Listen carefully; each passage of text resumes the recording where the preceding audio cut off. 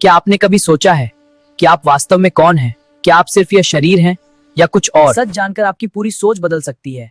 आइए इसे श्री कृष्ण से जानते हैं। यज्ञात्वा न पुनर्मोहमेवं यास्यसि पांडव येन भूतान्यशेषाणि द्रक्ष्यस्यात्मन्यथो मयि।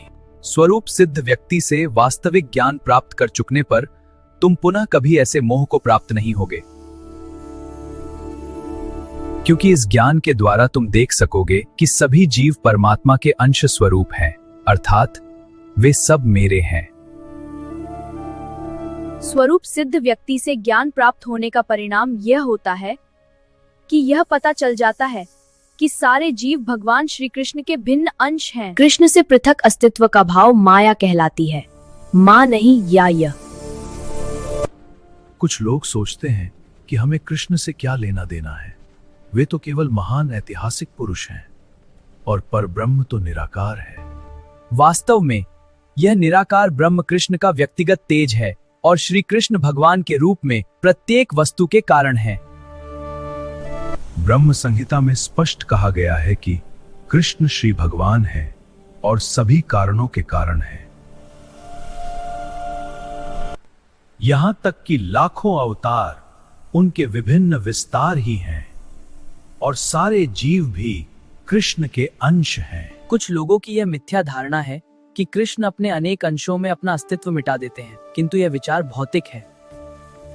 परम का अर्थ है एक और एक मिलकर एक ही होता है और एक में से एक घटाने पर भी एक ही बचता है। ब्रह्म विद्या का ज्ञान न होने के कारण हम माया से आवृत हैं, इसलिए हम अपने को कृष्ण से पृथक समझते हैं। हम सभी कृष्ण को प्रसन्न करने के लिए हैं। माया के कारण ही अर्जुन ने सोचा कि उसके स्वजनों से उसका संबंध अधिक महत्वपूर्ण है। गीता का संपूर्ण उपदेश इसी ओर है कि जीव कृष्ण का नित्य दास है। कृष्ण से अपने को पृथक मानना ही माया है। जब जीव कृष्ण भावनामृत में लग जाता है तो वह तुरंत माया से मुक्त हो जाता है।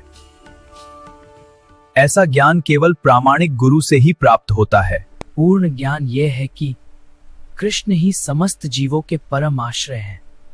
उनसे दूर होकर जीव माया में फंस जाता है, किंतु जब जीव कृष्ण भावनामृत में स्थित होता है तो वह मुक्ति पथ पर होता है, जिसकी मुक्तिर्हित्वान यथा रूपम स्वरूपेण व्यवस्थिति है। तो क्या आप अपने असली स्वरूप को पहचान पाए हैं?